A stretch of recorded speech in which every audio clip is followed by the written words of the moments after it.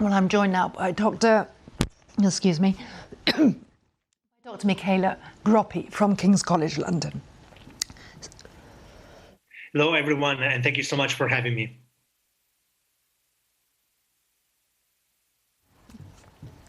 Thank you very much for being with us. Sorry, I think I've just swallowed something the wrong way. Can you talk to us first about how significant you think these documents are?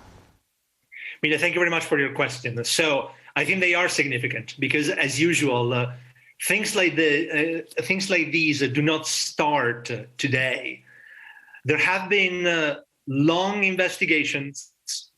The families of the victims of 9/11 have been pressuring the FBI and the U.S. government for, 2 decades. I mean, pretty much. And so, unfortunately, I think there's a lot of validity in what we're seeing. Nevertheless, we cannot put our finger on it. We cannot just say the Saudi government has been actively involved. So far, there hasn't been any evidence.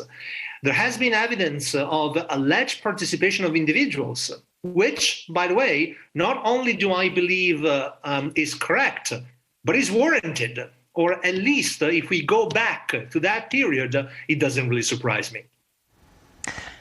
Thank you for your patience, and I can now ask you a second question more easily, which Sure. is really, I suppose, looking at the broader context of the fact that Washington and Saudi Arabia have been key allies. Yes. And in fact, I want to make this crystal clear. The Saudi government, and look, even going back to my own experience at King's College London at the Defense Academy, remains a key ally. They have been cooperating, they have been providing valuable intelligence, they have been sincerely engaging against terrorism.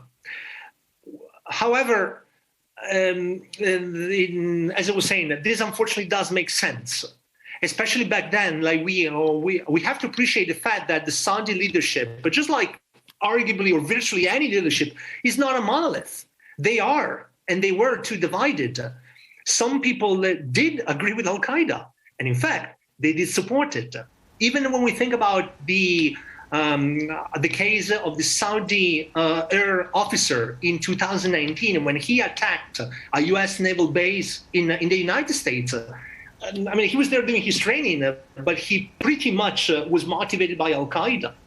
So, along with that, and the fact that some Saudi citizens took part in the attack itself, allegedly provided support or were indoctrinated by certain visions, and I really want to specify that, of the Wahhabi school of Islam, which is mainly from Saudi Arabia. Once again, it does make sense. I just hope that this is not going to jeopardize years and years and years of cooperation and working together. At the same time, however, apologies to, for repeating myself, I really hope that Saudi Arabia is going to admit, I know it's going to be hard, but if it is the case, just hand over those people or just admit that there were some bad apples.